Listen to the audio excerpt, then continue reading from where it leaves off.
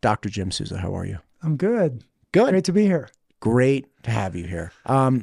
Listen, I reached out to a bunch of people after you put out a LinkedIn post about a book that you read recently called, don't tell me, Dead Wrong. Dead Wrong. There it is.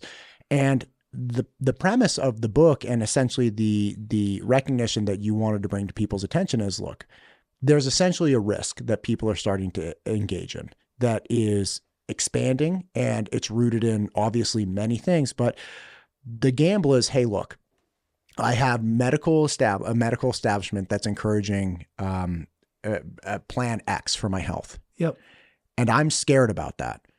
And I have other people, either other people saying, don't do that and engage in this other plan, or you have people just saying, yeah, just don't listen to the doctors. No plan to replace it. But people are starting to take shots where, like, for whatever reason, there's a large portion of the U.S. population that has a developing distrust of the medical establishment. Now, mind you, in the medical, quote, establishment, we have for-profit pharmaceuticals, we have medical systems, both managed care and non-managed care. We have actual physicians, right? And these are all different bodies, but they all get lumped into, quote, the medical establishment. Yes. This is leading to dangerous and sometimes deadly results for some groups of people, some diseases coming back that, haven't been seen for some time. Yep. And I wanted to have you on to help me understand what your perspective is as a physician, as somebody who does work for St. Luke's and sees and again, we're not just talking about like, hey, this childhood vaccination. It's like, no, across the spectrum with adult diseases and child diseases, there are these things that are coming up that weren't there, say, 10 or 20 years ago. Yeah. Talk to me about this. Yeah. Well, the book was timely for me because of what we had been seeing, I've been seeing for my whole career. Sure. I've dealt with misinformation and disinformation. It just goes with the territory. But it is acutely worse and worsening. And I would say that we're starting to see impact now in terms of harm to people on a scale like we just haven't seen before. So I picked up the book, heard about it at a meeting, and it was just like, yes, this is what we're experiencing. And it helped align some things in my own head. I actually brought this up this morning. I was talking to David Douglas from College of Idaho. And he brought up essentially people being sold a bill of goods, at least in part off of the distrust that people have for like whatever plan A is. People are like, hey, come to plan C because plan A is all terrible, but like plan C will be great. And he brought up brushing teeth, that you can actually convince people to not brush their teeth. If you present the information just right, like you actually damage your gums and you have like all these, and a mouthwash, whatever is actually better. He brought this up and I was dying when he was bringing up the example, because I actually have family members who have an enormous distrust of Western medicine and engaged in, I think it was an unpasteurized whole milk yogurt brushing of teeth.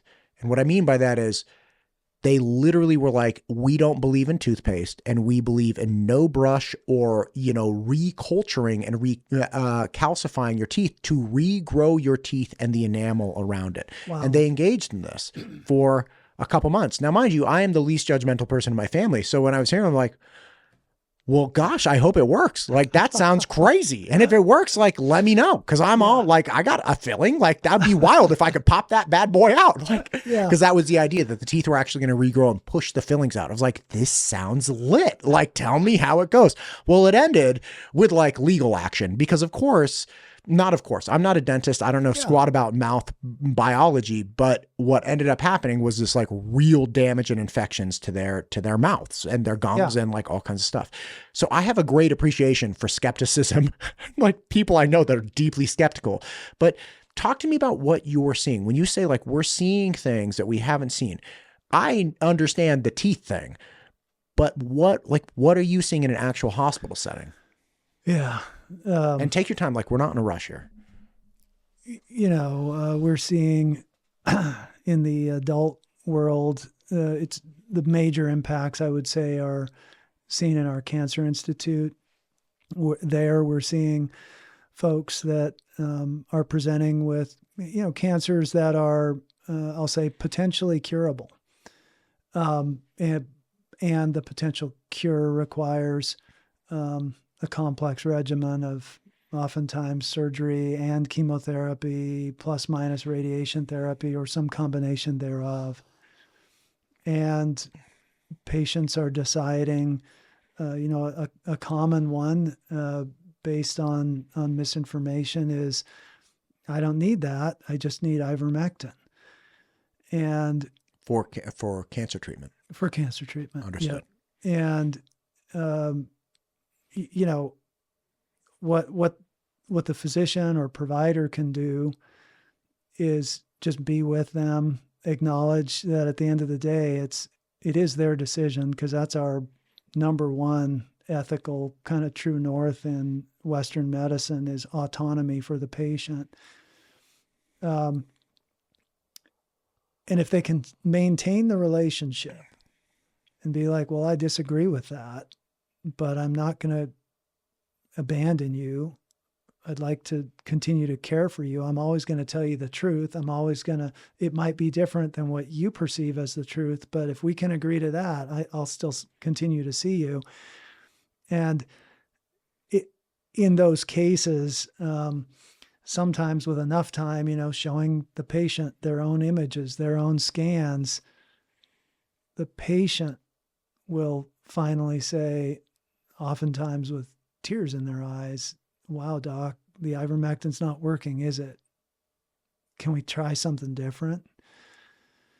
Unfortunately, with that kind of a time delay, with a disorder that's not a time-sensitive emergency, but time works against you in terms of chance of cure, diseases that are curable become diseases that are, treatable, maybe manageable, but ultimately lethal. The other place we see it is in our children's hospital, which I think is the probably the hottest front line for this right now. I'll use our newborn nurseries as an example. It's a pretty shocking statistic, but in our newborn nurseries, and this varies from day to day. Some days it's north of 60%. Some days it's only 20%. But about 40% of parents in our newborn nurseries are declining at least one, evidence-based intervention. For most, it's concerns about vaccines. But for some, it's the vitamin K shot that prevents lethal hemorrhage. Could you explain that? Because I don't. Again, I apologize for my ignorance. I've heard vitamin K before. Like, what is the vitamin K shot, and how does it help with hemorrhage? If you could help me understand. Yep. So vitamin K, really important vitamin that is involved in blood clotting, and when you have a deficiency in it, you can bleed, and you can bleed to death, especially if you bleed in the brain.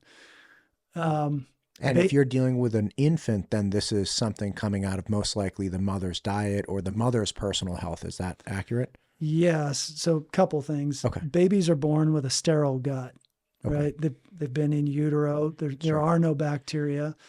Bacteria in our adult gut is an important source, actually, of vitamin K, plus our dietary intake. So they're predisposed to have low vitamin K producing systems, and they are beholden to whatever they were eating, because they can't really make it there themselves because they don't have the gut flora. Correct. And with, we've, I think, appropriately pushed, directed, guided moms toward more breastfeeding. It's more natural, better immunity. unfortunately, breast milk has less vitamin K than formula. Interesting. Yes. So it's positive in one aspect, but you can't boost it, fortify it with vitamin K. You can't fortify natural breast milk in the same way you could fortify and formulate a formula. Correct.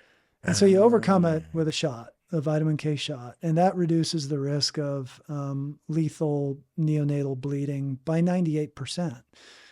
And unfortunately, vitamin K is one of those things that we often see rejected in newborn, not often, but up to 40% of the time, rejected in newborn nursery.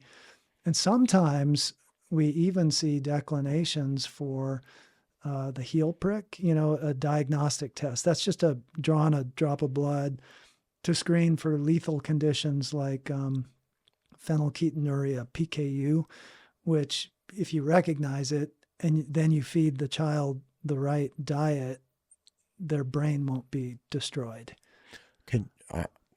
That sounds very intense. Can you explain what PKU is? I remember the heel prick. I just don't, I was exhausted at the time. Yeah. It's essentially an enzyme deficiency. It's genetic. Okay. We can test for it. And if you have that, you need to consume a special diet so that you don't accumulate the byproducts that injure the brain. So though, sometimes even that's being declined.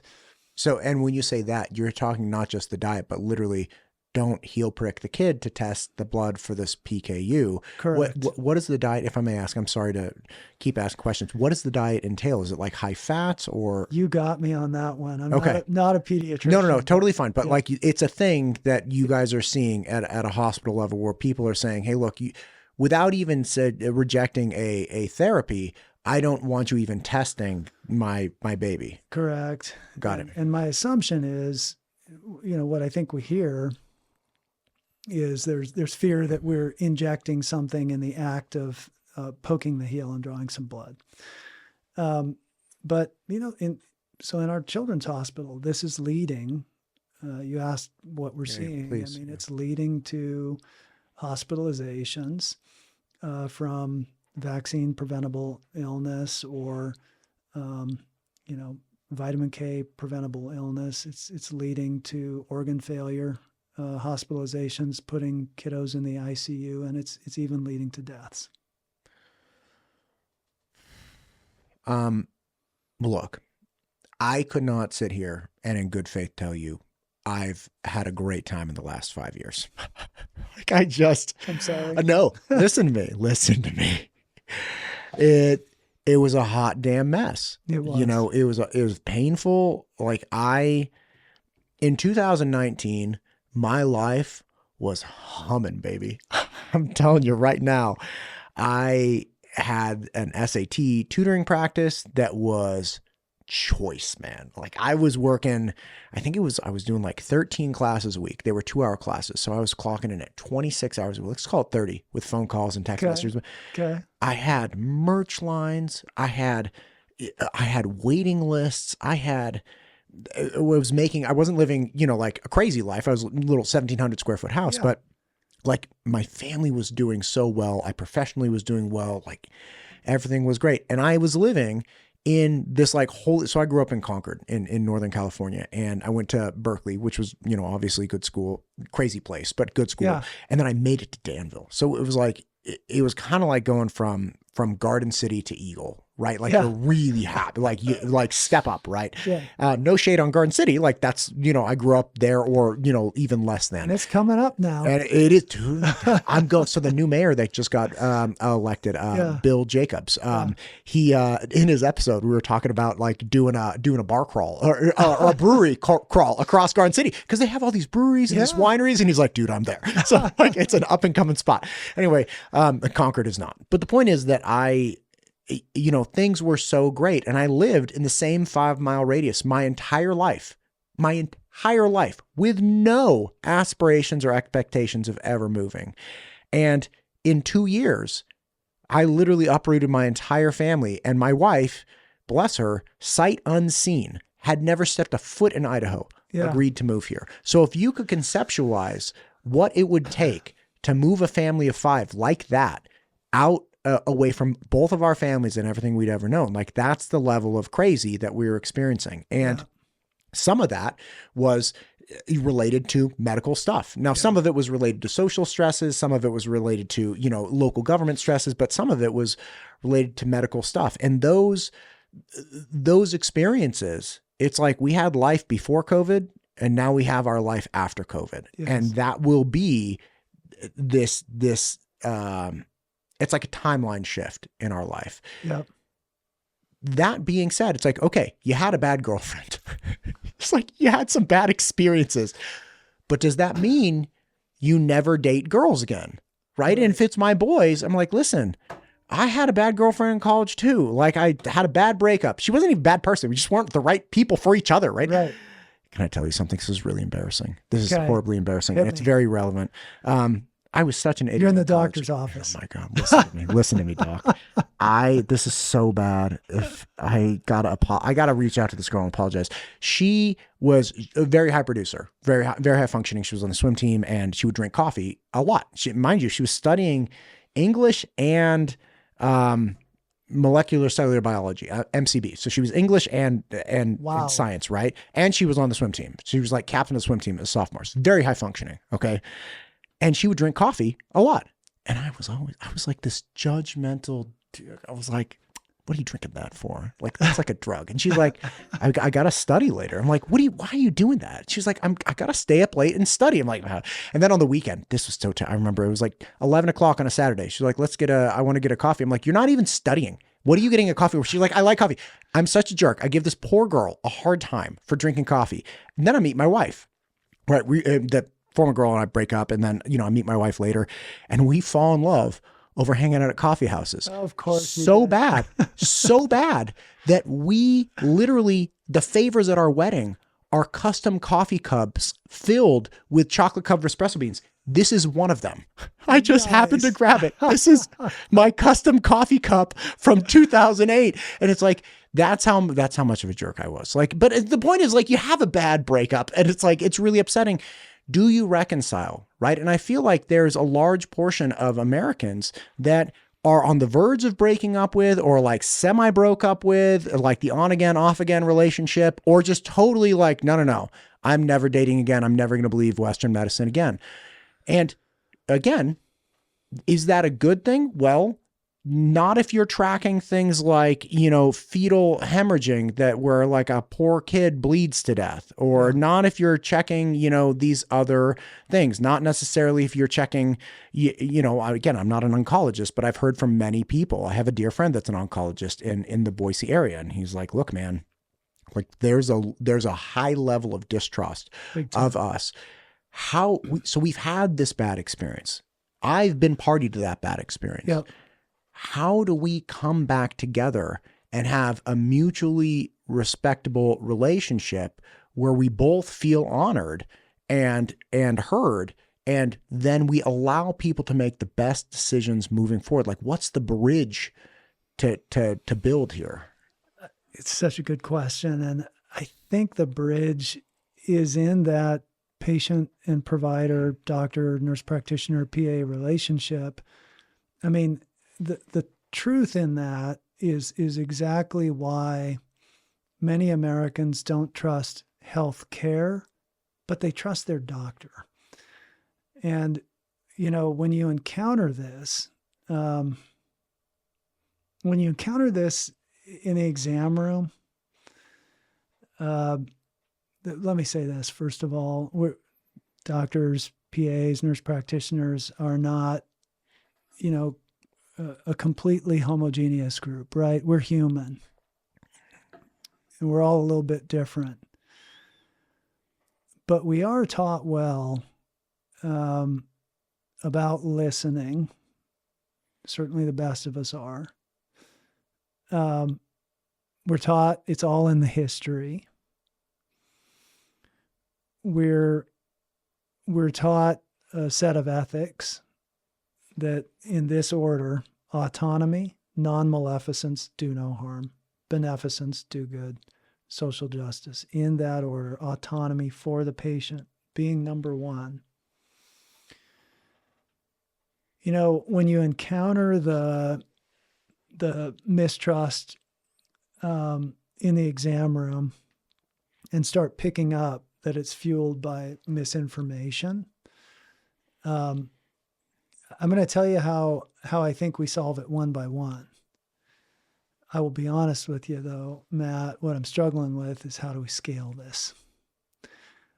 There's definitely a path one by one, and the path is, listening to the patient.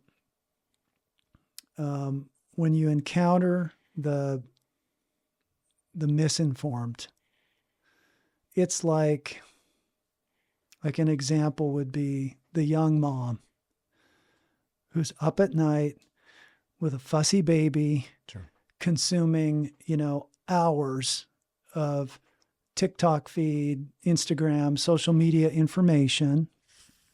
She's only going to see that nurse practitioner maybe once a month or once every couple months. And what the nurse practitioner feels when they walk in the room kind of feels like fear of being judged. And you can shatter through that just by acknowledging, wow, I get it. You're getting bombarded from so many different angles and so much information. It is just not fair that you have to sort through all that on your own. I would love to partner with you on that. Could we do that? Usually you get a yes right then. If you don't, then it's important because we all know what they might be hesitant about if we're talking about vaccines. What is it? Can you tell me? Is it the additives, or is it the side effects? Is it how much we're giving to your baby? Is it the schedule? What is it? And once you start doing that and you're speaking their language, you will usually get to a place where you can partner. You don't always, as the physician or nurse practitioner or PA, come out on the other side with, yes, mom said yes to the vaccines I think this baby really needs. But you will often get to, wow, you really listened. Thank you. And I'm not going to make a decision today, but can we please talk about this in our next visit? And that's the pathway. I just think, we can't fact check, which is something that happened in the pandemic. We can't fact check our way back to trust. We gotta do that through connection. And those connections happen in those exam rooms. What I can't figure out is how to scale that. Yeah. Because every single provider might touch 1,500 to 2,000 lives. And as you've highlighted on this podcast, I mean, we've got a shortage of providers in our state. And, the places where this is, I think, the most pronounced, it tends to be in two communities, let's say marginalized communities. Okay. They might speak a different language. Might be immigrants, and rural communities. And the commonalities between those communities are a generally lower kind of health literacy, science literacy. They know what's good and bad, but they might not know all the whys, wherefores, and how it works. They have a general mistrust of big institutions. And then we don't have access to them. So in those communities, even this opportunity that's created in the one-to-one relationship a healing relationship between a provider and a patient. We don't have that opportunity too often in rural Idaho. Yeah, man. No kidding. I just had excuse me, Brian Whitlock on to talk about the grant application that Governor Little's putting in for rural health stuff. Super important. Man, it's really talk about an important piece. There's I have a friend. Believe it or not, I do have a friend. His name's Mike. Love Mike. And Mike has been in medical sales like his whole professional career. Yep. It's great. And he is a salesman, baby. At one point he was selling dermatology lasers, and then he was in like fat freezing sales, because they get like the shop vac and then it freezes like butter, and then he's like all these different things, the non-invasive liposuction, right? Whatever. There are a bunch of companies that do it. He's been a salesman, and he would make sales pitches around physicians making money from this stuff. Like if you had a boutique health, clinic, it's like, dude, let's get this fat freezing machine in there, baby. Let's go. You're going to be making that. And okay, fine. Like I got no problem with derm lasers or fat freezing machines, like whatever you want. It doesn't matter to me. But there is if we apply that same sentiment across the medical establishment, then there is a clear relationship that I, as a patient, understand I have, and there's a view of me that people have of me as the buyer, that it's like, okay, so I'm buying this insurance, and I buy this insurance, I go to see this doctor, and then there's this whole industry out here that's like, we just got to get that guy, Matt, using this insurance to buy this stuff from his doctor. And even if we say the doctor doesn't make any money in providing this thing, we do know that there's this insurance company over here that's getting perhaps incentives to provide this medication. And Matt, at the end of the day, is just this battery of money. Like I'm a little purse string that the other for-profit mechanisms that exist in the shadows of the medical industry, not even in a nefarious manner, but like pharmaceutical companies they exist for profit, and the structure around them, in that, like, if something has gone to generic and we no longer really hold the money-making patent, damn it, man, we better figure out a different way to get going, right? I remember when my mom told me, explained like Advil versus ibuprofen versus like Motrin and all these things. So it's like my head exploded a little bit. I'm like, I don't understand. And then we go to Costco and they have like all the Kirkland, things, different versions. But how would you explain that? If I'm like, listen, I trust you. Okay, Dr. Souza, I trust you. I can't go along with something you want me to do because I don't trust the company that made that thing. And I know they make a lot of money if you give me that thing, even if you don't make the money, right? What are the other options, right? Like I have this real anxiety that I'm on the receiver, like the joke's on me. The joke's on the patient at the end of the day, because I'm just the money that they're trying to get. And they got to get all of these other people. By the way, the companies that I never interact with, I can't hold them responsible. Yep. I come and beat you up because I'm like, hey man, this isn't fair, right? How are patients to see themselves in this system where they're the last step for these gigantic multi-billion-dollar companies to make a lot of money? What a complex question. But it's a fair question though, right? Wouldn't you say? It is a fair question. You've completely accurately described. I was going to hope you were saying, no, Matt, you're wrong. No. Well, what you've described is what we hear. Yeah. And,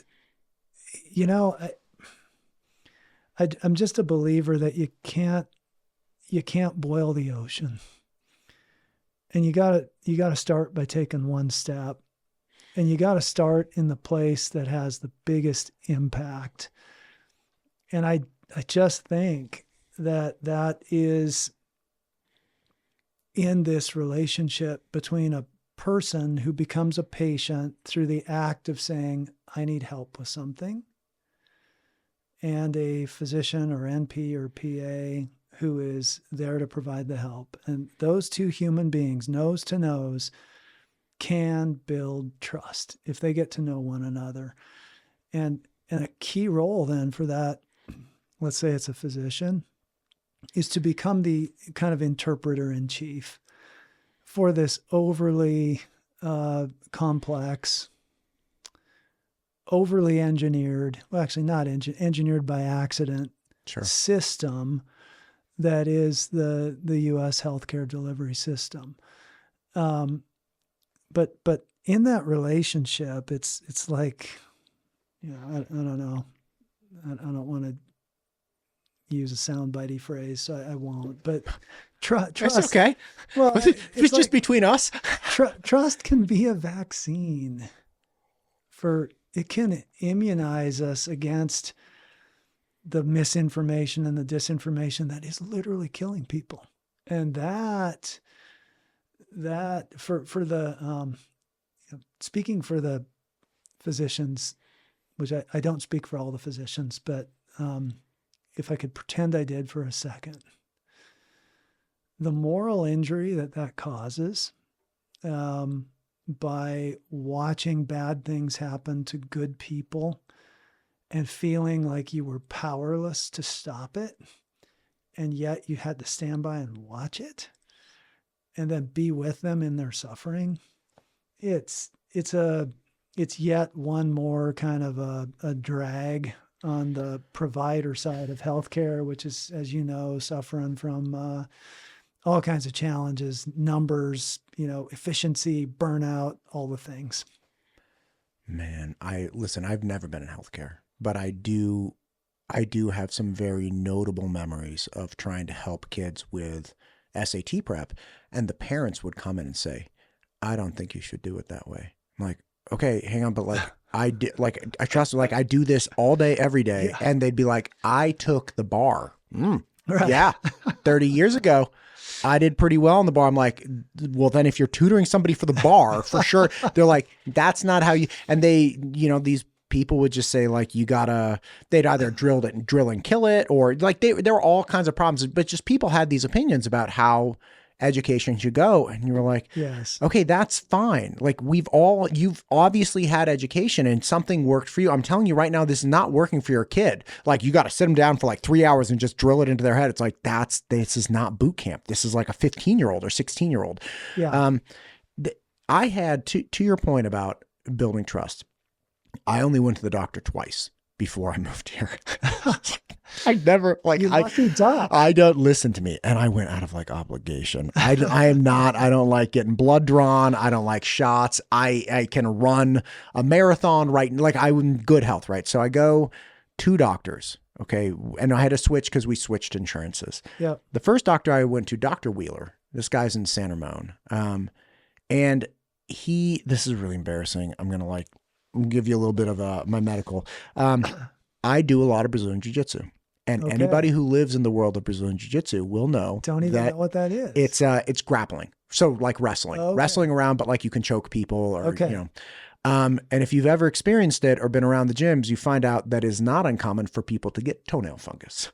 Oh my. And there was a period of time when I was like, what the hell's going on with my toenail? And so I go to the doctor because I'm like, what's up with my toenail? And he's like, yeah, look, here's the deal. It's really common, no big deal. And I was like, well, can you do something? He's like, well, here's the thing. Fungus is very close to Homo sapiens. It's something that's very, normal for us. We're covered in fungus all day long. Yep. And there is a drug that I can give you to help knock out, the fungus on your toenail. And I was like, okay, cool. And he was like, well, here's the thing. Nobody really thought about this or toenails until somebody came up with a drug to cure the toenail fungus. The problem is that then they started calling it a toenail fungus disease because they had this cure. So they had to whip up this disease. He was like, but it doesn't hurt you. It doesn't jump toe to toe. And because fungus is so close to you, this is not that great for your liver because it's going to kill, funguses on your body and in your body. And he's like, so I can give it to you if you want, but it's not that big of a deal. And man, I appreciated him. Yeah. I was like, holy cow. Okay, great. Because I didn't know. And he articulated the for-profit mechanism that had derived this thing and then created same thing with like, oh, you're low T, right? Like now that we have testosterone, like everybody's talking like, what's your T level? I'm like, I don't know, man. Like, doesn't matter. I think I'm the only one in between 40 and 50 that does not take testosterone placement. And like 20 years ago, that wasn't a thing, but they're like, oh, let's start talking about this thing and then get people to come in and start taking it. By the way, I don't know anybody who's taken it and they're upset about it. I'm sure it'd be great. I just can't. It's not my jam, right? Yeah. Anyway, so that was the first doctor, Dr. Wheeler. And I was like, hey, man, I trust you. Okay, great. Because that was me in my early 30s. Right before I move here, I go to see a different doctor. And I had a fingernail, like I had a staph infection or something. My fingernail had swollen up. It was hurt so bad. You know, it's like all inflamed and angry. And I'm like, can you? And then I get a lymph node. I don't know this. I'm like, I have an angry grape in my armpit. He's like, that's your lymph node. I was like, oh my God, I had no idea. Right. And so he, you know, he's like, we'll do some blood tests. When's the last time you got your cholesterol done? I was like, oh, sir, like I don't get my cholesterol done. He's like, any medications you're on? I was like, no, sir, I don't take it. He's like, no, we can fix that.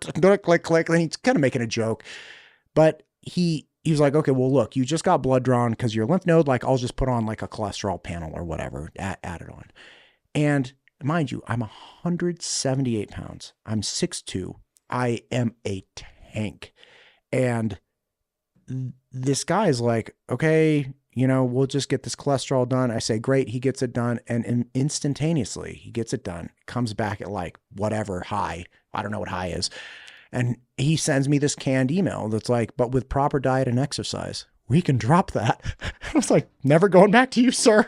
Like instantaneous, like you're just communicating with me what you're told to communicate. You didn't look at me as a person. You didn't look at other aspects besides this one number in this blood panel. Yeah. I obviously call my dad and he's like, I've had high cholesterol my whole life. I'm like, okay, great. Like, Is it high cholesterol? It's like, any problems? He's like, no, I don't. It's like, no big deal. 2 different experiences, 2 different doctors, you know, within 5 miles of each other. Yeah. One, honesty and personal, you know, hey, let me just, and I'll help you with whatever you want. But like, and the other, proper diet and exercise. Yeah. I'm like, I couldn't agree with you more. Like it's almost like it's such a big problem, but it doesn't scale because it has to be on the individual level. Yeah. You know, on your first story, I also... Go Dr. Wheeler. Dr. Wheeler.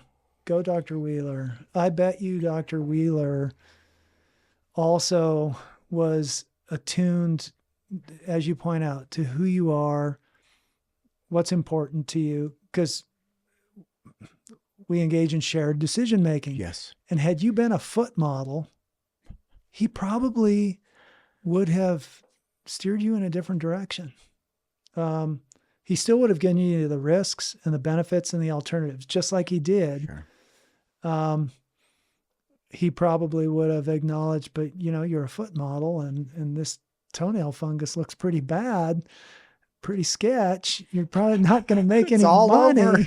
Unless there's the pharmaceutical company that wants to market off of your foot. but you know, I could give you this drug and then that would clear it right up. So, and it clears up once you stop doing jiu-jitsu anyway. Like it goes away. Yes, absolutely. But he also knew that probably wasn't the answer that I would take either way. Right, Yeah, I agree with you. And it was that personalized thing. But when we talk about, you know, rebuilding faith, it's almost like I need to believe that my doctor's standing instead of with the triumvirate, the system, the insurance companies, the pharmaceuticals. It's like my doctor's standing with me and he or she's looking like, listen, this is some crazy stuff out there. And that guy back there, he doesn't like you at all. He just wants your money. So hang on. I'm going to help you decipher what's going on here. And we have to stand shoulder to shoulder. Yep. And he's got to be like, listen, I'm going to help you the best I can. I'm going to give you information I can. You got to be honest with me and bring everything, bring all the scaries. Give me a chance to just hear. I won't even respond. Just let me hear and understand you. And it's like, if you stand shoulder to shoulder with somebody, it's not a guarantee, but it's like, okay, that's how you get a shot at building trust, like genuine trust with people. You nailed it. I think in this increasingly complex and, you know, I work for a big health system. The people who get it right are the ones that remember when they're running their business what their core business is.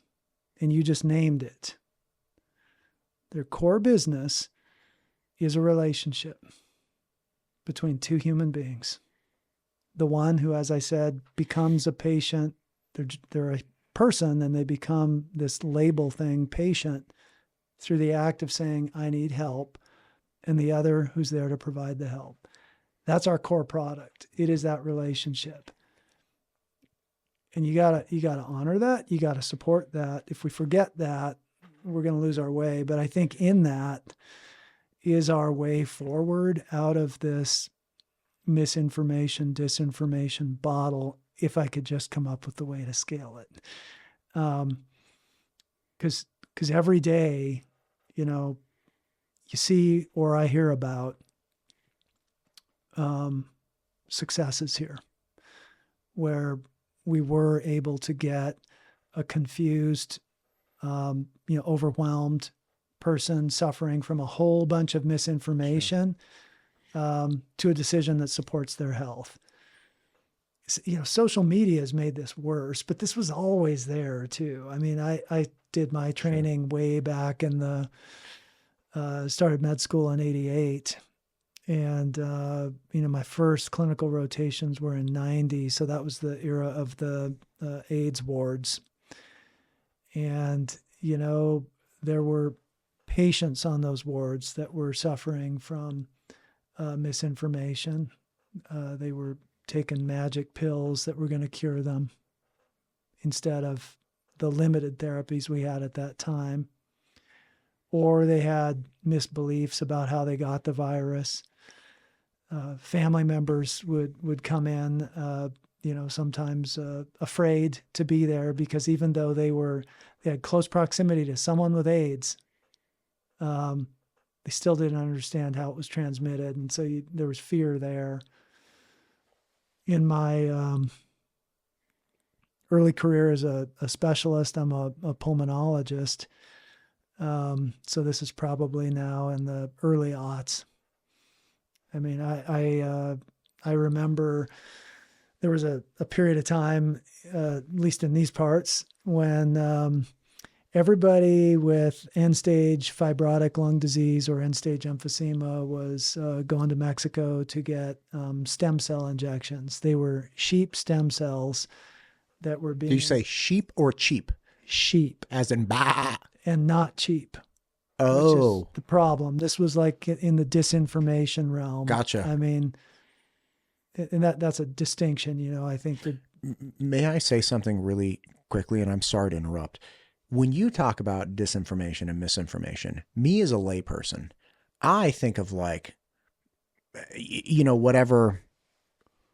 arguing about masks, whether masks worked in the last 5 years or not, what type of masks worked, what was the efficacy, right? And somebody saying oh, this person doesn't believe in masks, that's misinformation or disinformation. When you bring this up, you're like, people went to a third world country and got sheep-derived stem cells shot into them for $50,000 under the promise of a cure. That is a level of the disinformation that I do not have access to. So that's wild to me. I'm thinking much more gray area. You're like, no, man, they ground up a pig hoof and snorted it. And they promised people that it would cure their snoring. Right. It's that level of whoa, it's like the brush your teeth with whole milk unpasteurized yogurt and you'll regrow your teeth. It's that level of oh, okay. That, I get it now. Yeah. I mean, I remember one patient and he spent a whole bunch of money. And the only person this hurt was him. And he came back and I saw him after he had returned in a visit, and he had all these bruises over his chest. And I was like, what are these? And he's like, oh, that's where they did the stem cell injections. So they did subcutaneous injections, and they literally bamboozled him and told him that they needed to inject them close to his lungs so that they could work. because you'd never inject stuff over the thorax in a sub-Q injection. You just don't do that. You use like the abdomen or a leg. And I was like, oh my goodness. How much did this guy pay? Do you know? I don't know. It was probably a lot. It was a lot. And I know he didn't have the money to spend. And so it was, right. Now that was hopelessness that drove that. Yeah. What's happening now is the misinformation and the disinformation is scaling through social media platforms. And the relationship I'm talking about where there's still trust. People don't trust healthcare maybe, but they do trust their doctor, is difficult to scale. So that's what I think is now driving us toward, you used to see the misinformation and the disinformation amongst the hopeless. People who had disorders that we didn't have a treatment for yet, or very limited treatments. And, I always told myself, well, I can't blame them. They came to me and I don't have a solution except to be with them, help them through their suffering, prescribe their oxygen, try to alleviate their shortness of breath a little bit.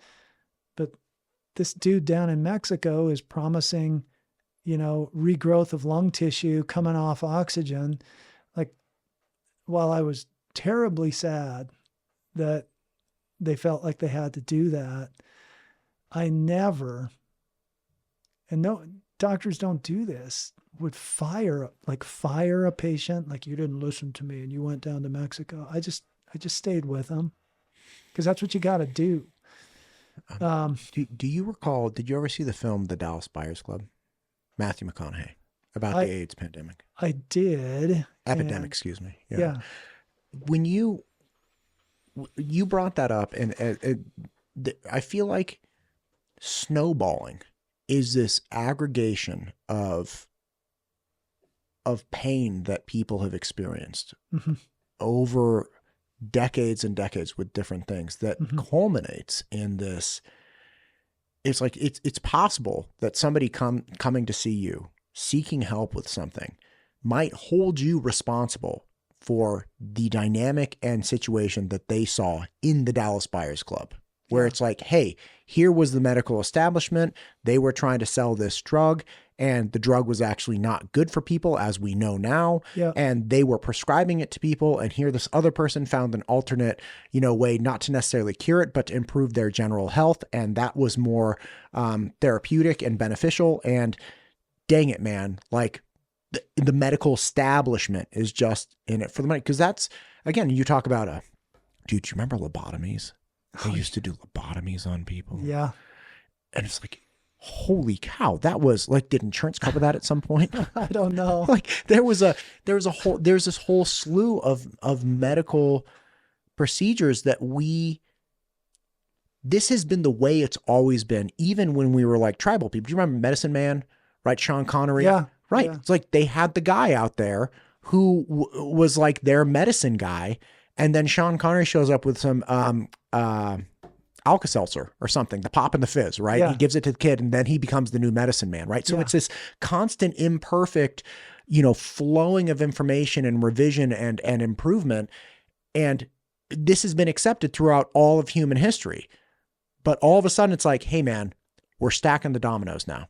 You remember AZT? We're stacking that on. You remember lobotomies? We're stacking that on. You remember that other drug with the thing and the DDT and the airplanes and all? We're stack.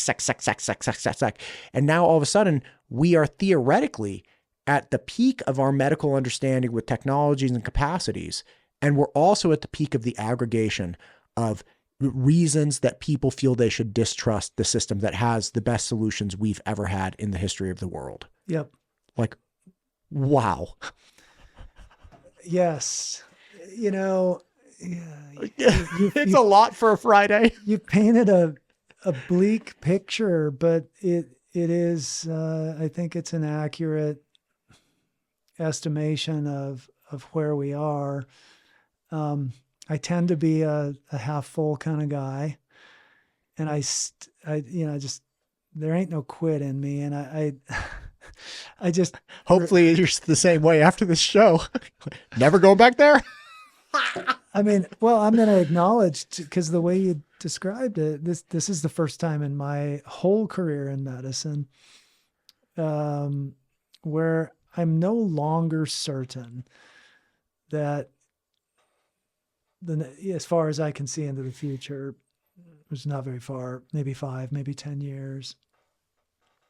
I used to be certain that ever improving arc of improving health, Sure. we're going to continue Sure. to add years to the human lifespan, and more important than years, add quality years to the human lifespan.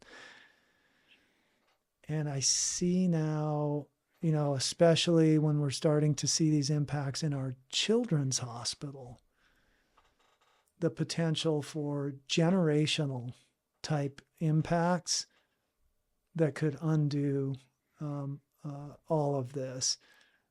But, you described the stacks of dominoes,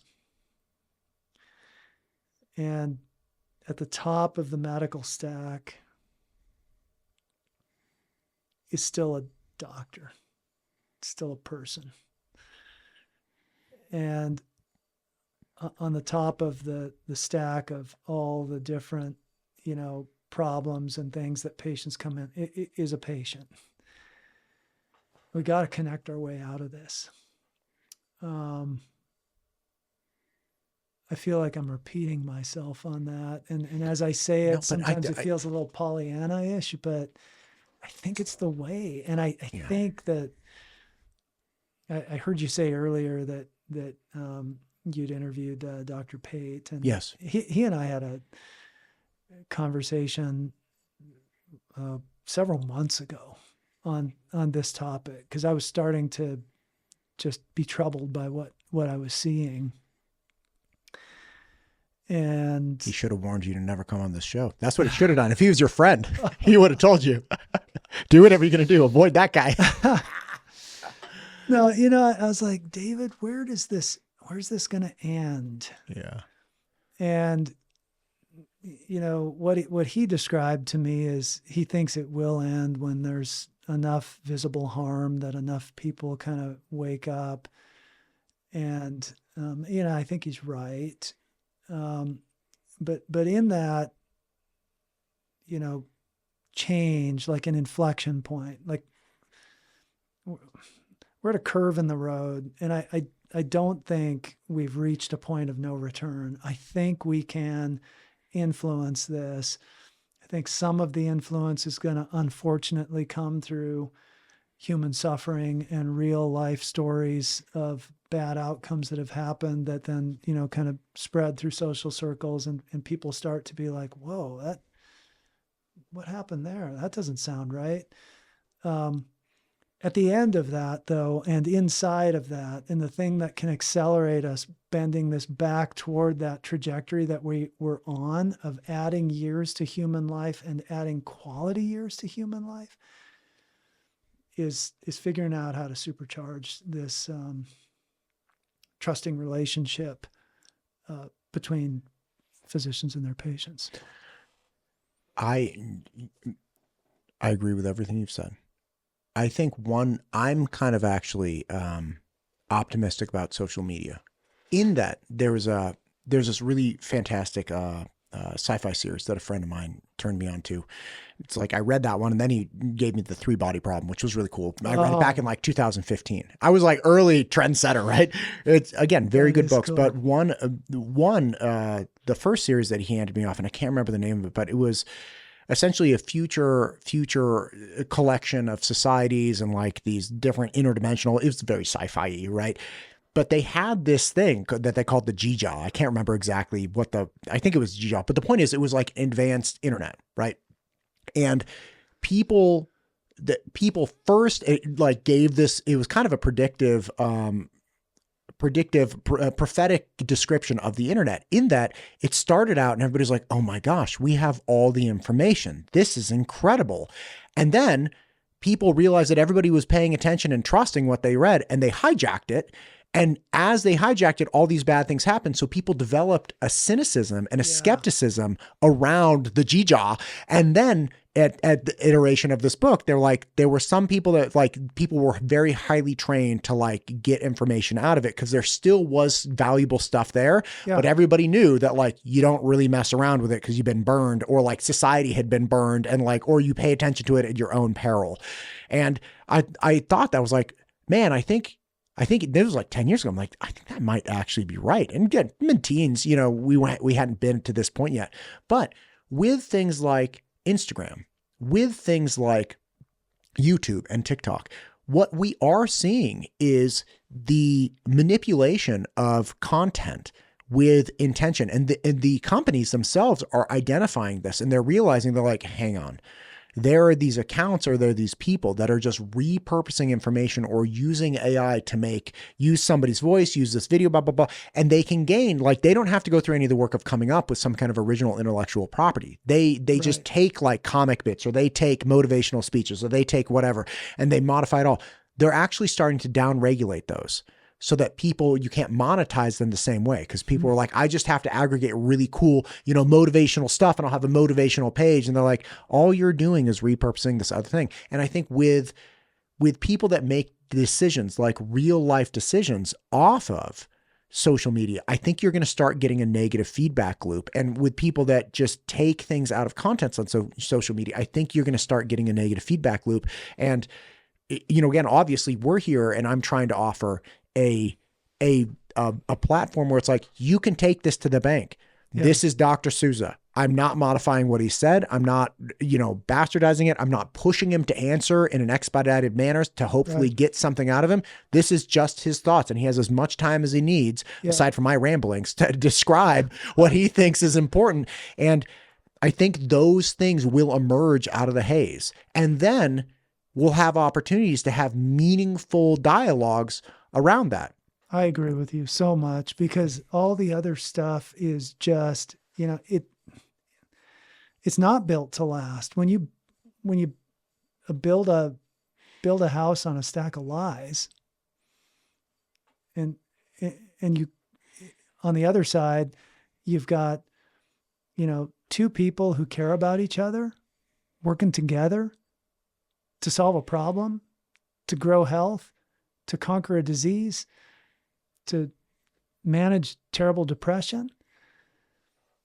That stands the test of time. Yeah. That is true. That is real. That has substance, and it has weight. And the other stuff doesn't. And you know, this truth is out there, even for those who suffer, who have suffered from the misinformation and disinformation.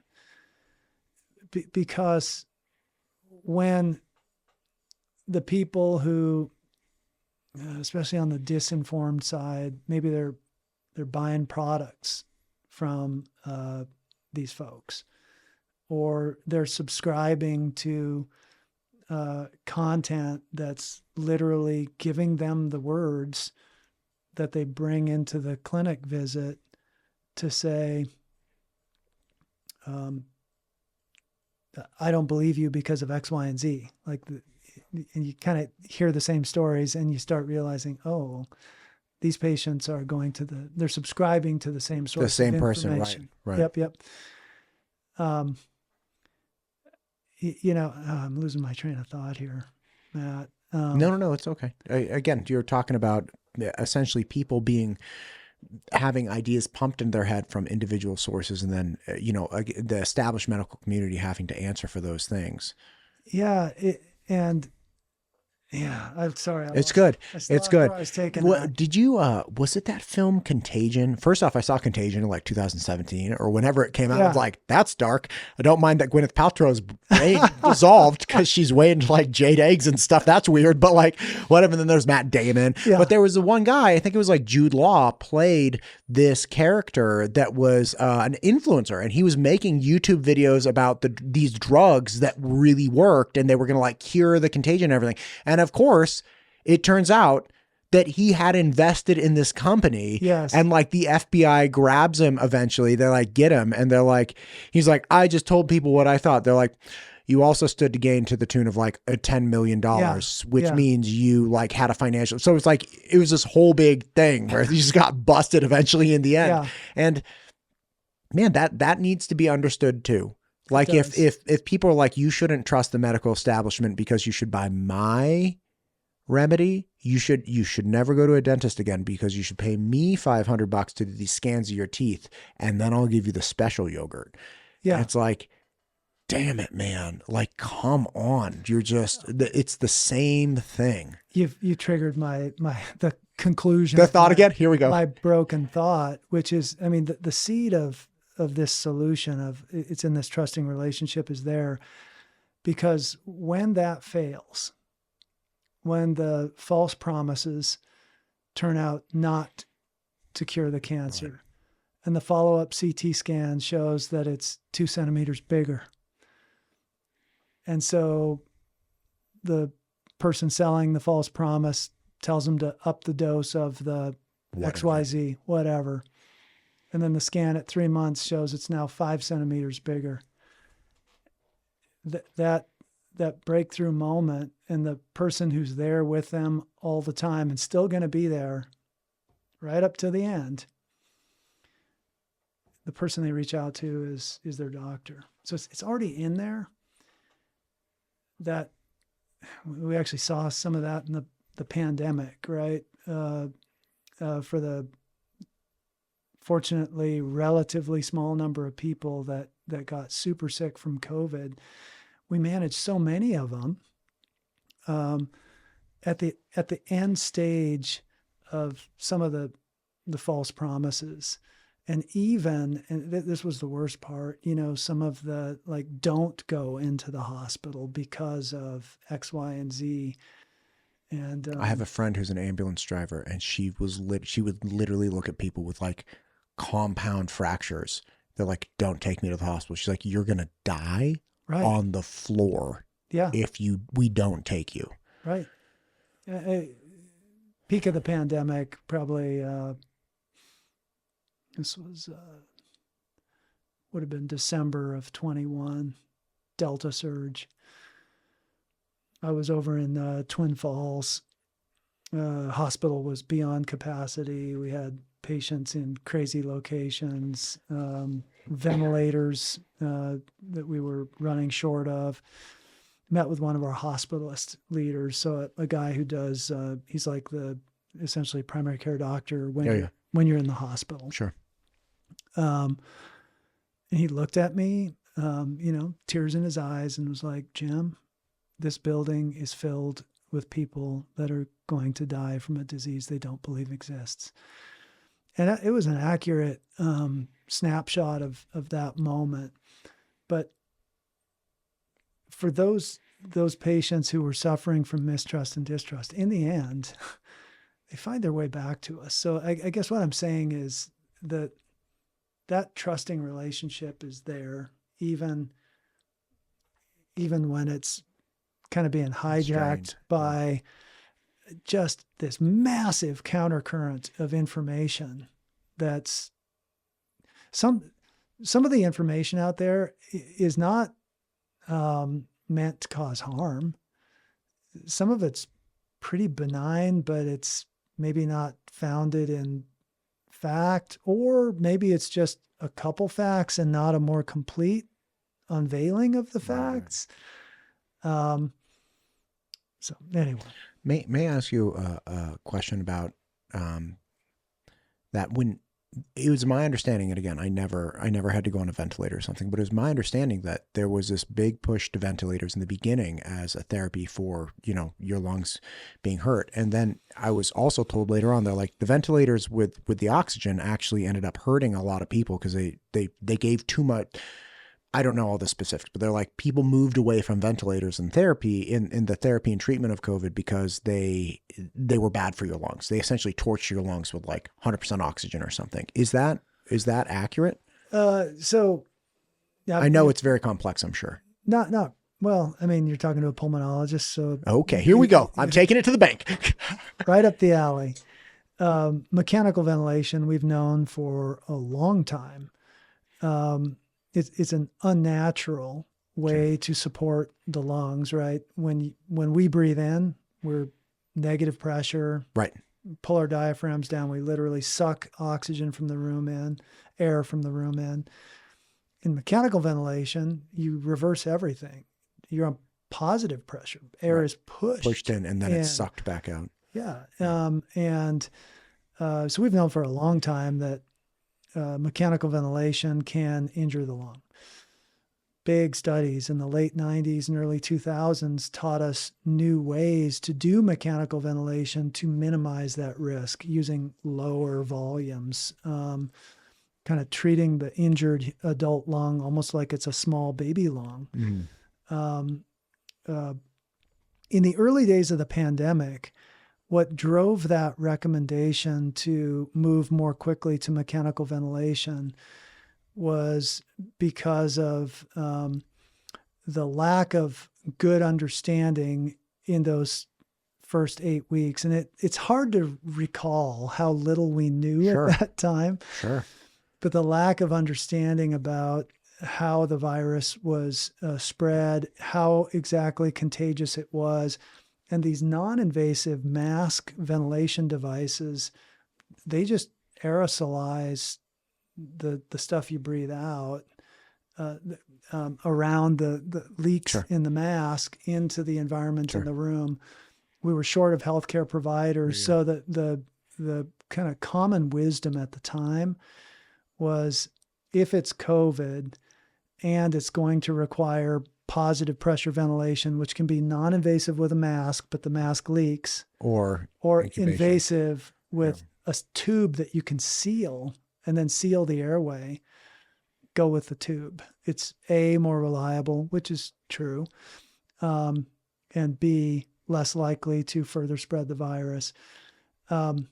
Pretty quickly, we realized, actually non-invasive ventilation actually can work pretty well. And so there were changes in practice.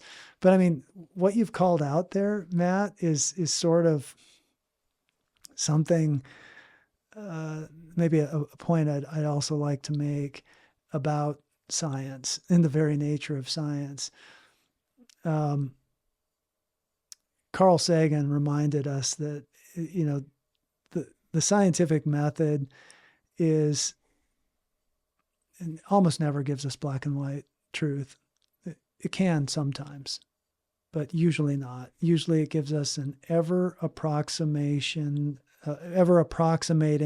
effort at what the truth might be, whatever that is. And then whenever we get there, we ask more questions and often change it. Right. So what can be frustrating? It's like a quantum state in knowledge. It's like it's a cloud and it's probably in this direction. We don't have a clear point, but it's probably over here. Yeah. And what can be frustrating to folks that didn't, spend a lot of time in like learning to be a doctor is, how can you guys say on Monday that this is a good thing, and on Tuesday it might not be a good thing?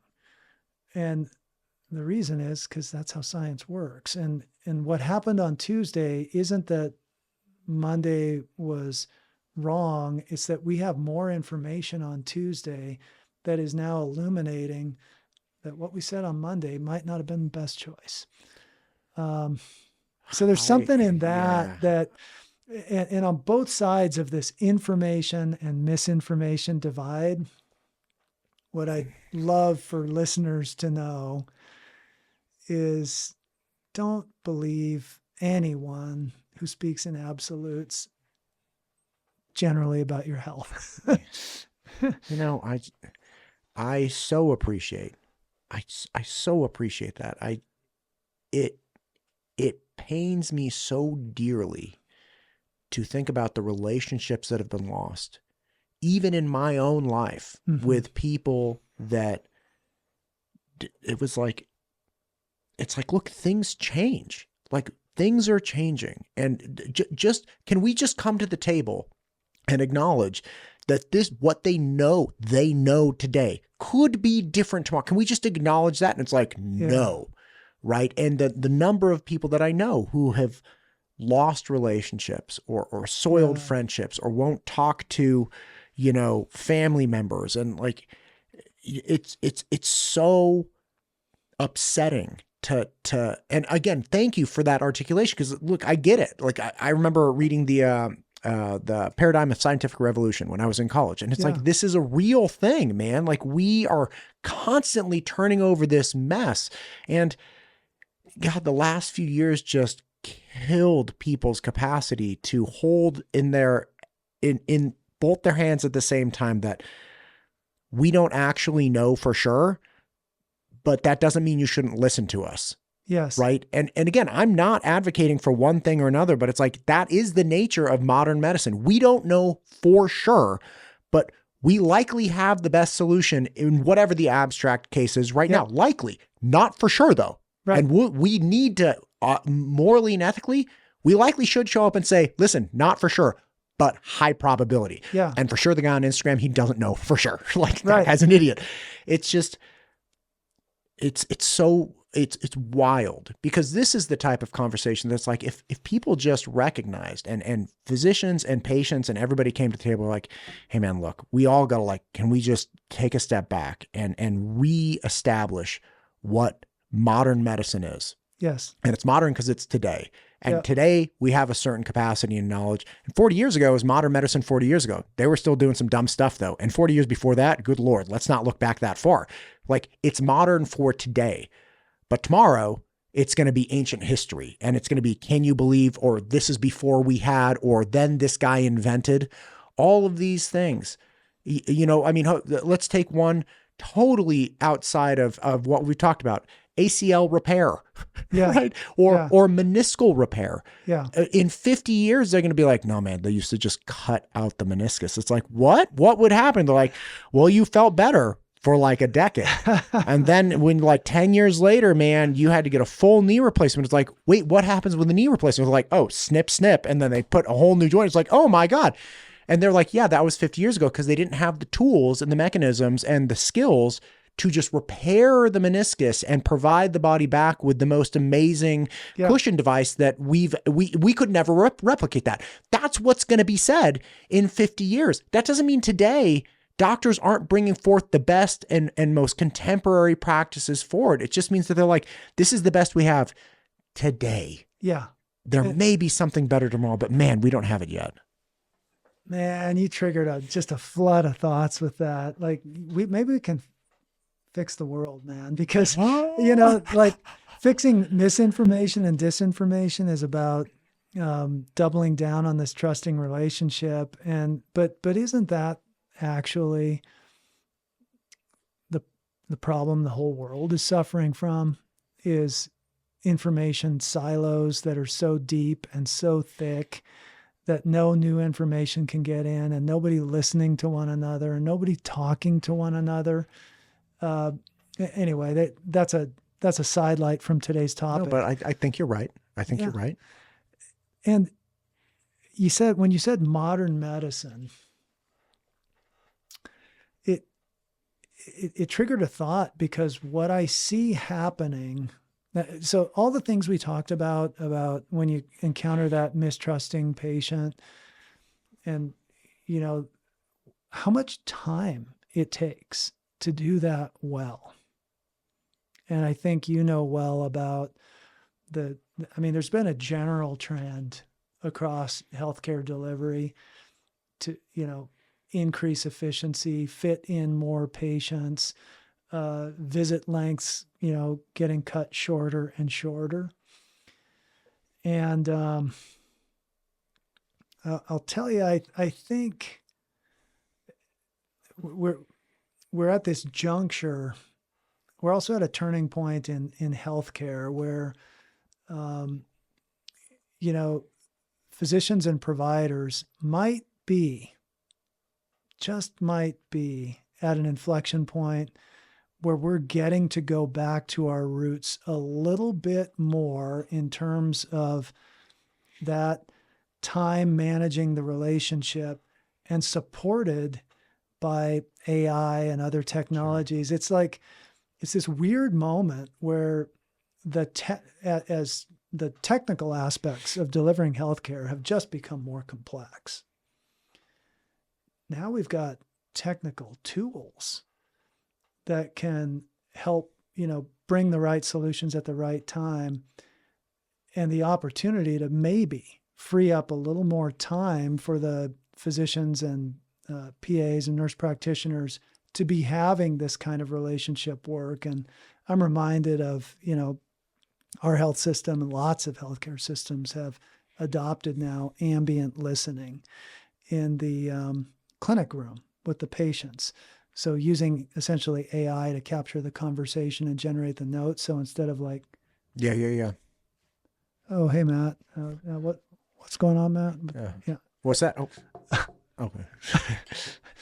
Instead of that, it's like the AI is helping us capture the encounter, and I get to sit here and look in your eyes and we get to have a conversation.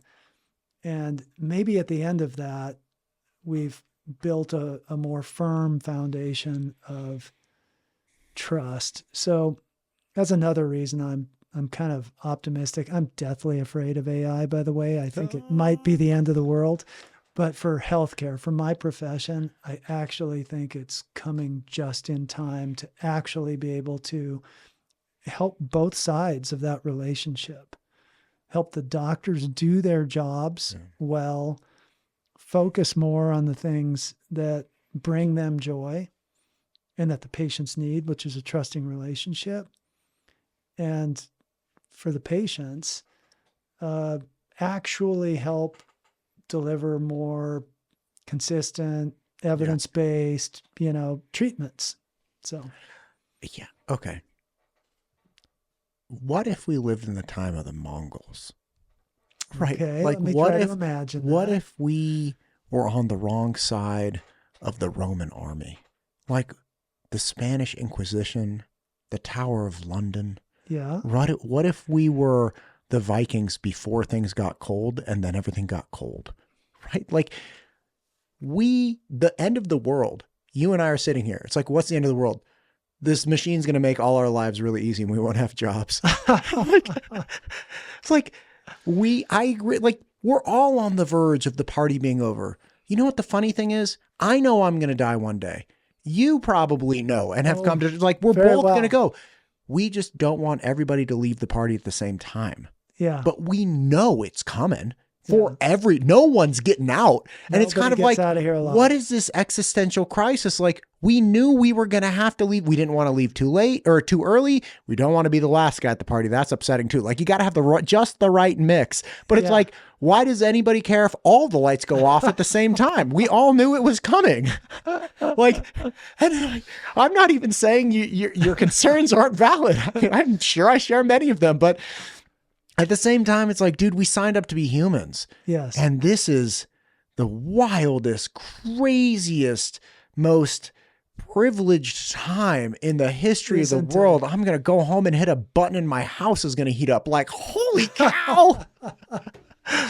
Like, You're it's right. just, it is from the little things to the big things. It is just, we're so fortunate to be here. And it's, listen, it's Friday, man. We've been here for a long time. I can't thank you enough for making the time for this. You are a busy man and, you carve time out of your day for this. And I just really appreciate your perspective on it. Thank you so much. I appreciate the opportunity. I'm so glad you were interested in this and gave me a we chance got to keep this party going. We got to keep the party going. Okay. This is the only way.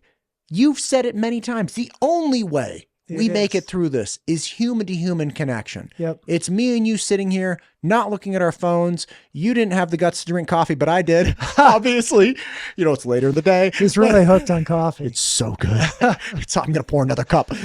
But it's like, this is it, man. I feel more optimistic and happier that like doing this and talking to people and hearing these things and damn it, man, the fact that I get to share these conversations, the fact that I get you to come on at all. Like, what are the odds I just get a hold of somebody without a podcast? I'm like, let me talk to Jim Souza. Like, let me talk. Like, I'm pretty approachable. Listen, You probably I know could you do are. it. I know you are. Listen to me. Listen to me. All I'm saying is not everybody has the time or the ability. Yeah. And here we get to have that conversation and we get to share it. And like, God bless it, man. If this isn't the way forward, at least for a small number of people, for those that don't ever want to believe, it's like, okay, those people have always existed. Yeah. Like my family member with the toothbrushing, that was pre-pandemic. Yeah. You know, there have always been those people. And it's, by the way, fully recovered. At least last I checked, so it's like the gum disease and the recession of the thing. It was really bad. It's like teeth falling out and stuff. Anyway, it's like it's like those people. And you know what? Like, this is the wild thing. It's their life. Yeah. Like, okay, man, like I poisoned myself a month and a half ago or 2 months ago because I drank too much salt water on a Sunday because I got into some weird saltwater cleanse. Like, Wow. it was wild. I had to cancel a bunch of I've never been so sick. I swear I almost died. But it's like, really hurt you. yeah, like, thank you.